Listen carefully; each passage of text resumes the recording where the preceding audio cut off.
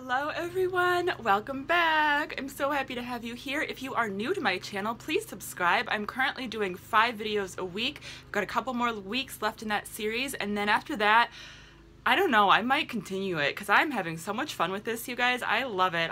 I want to at least do 3 or 4 videos a week because I just love filming all the time. It keeps me so motivated and it's just really fun. So let me know what you think, but I'm enjoying it. So yeah, make sure you're subscribed. Today I'm going to be reviewing this Becca Blushed with Light Blush Trio palette. This is a blush palette, obviously. This is limited edition for the holiday season. It contains 2 of their best-selling blush shades, Luminous Blush Snapdragon and Mineral Blush Songbird. So those are 2 permanent shades, and then it also contains a new shade called Wisteria, which is exclusive to this palette. If you're a fan of the Becca blushes, or if you want to try the Becca blushes, this is a really good palette.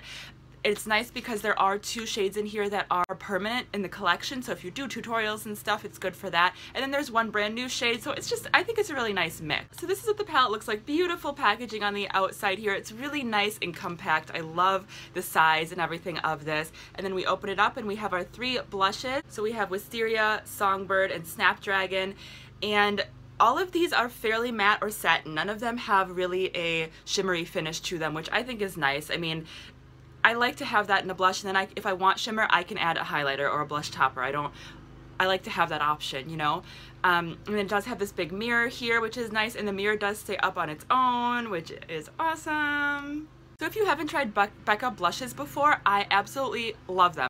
Today I am wearing Wisteria on my cheeks today. Excuse this guy, he just, you know, needed some attention, but I really like it. It's really subtle, especially on my skin tone. I think on a fair skin tone it would show up a little bit more, but I don't mind it. I like a subtle blush, especially if I'm going for like an intense contour and highlight. I like just a little subtle blush. So I really like Wisteria. I like all of these shades. I think they're really pretty.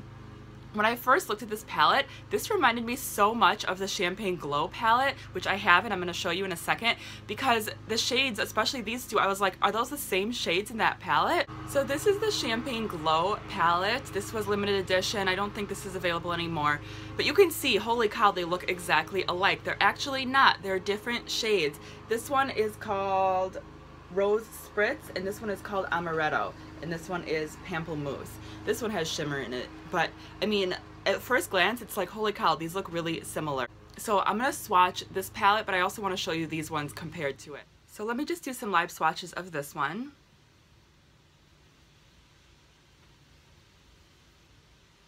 Here they are in the fingers, and then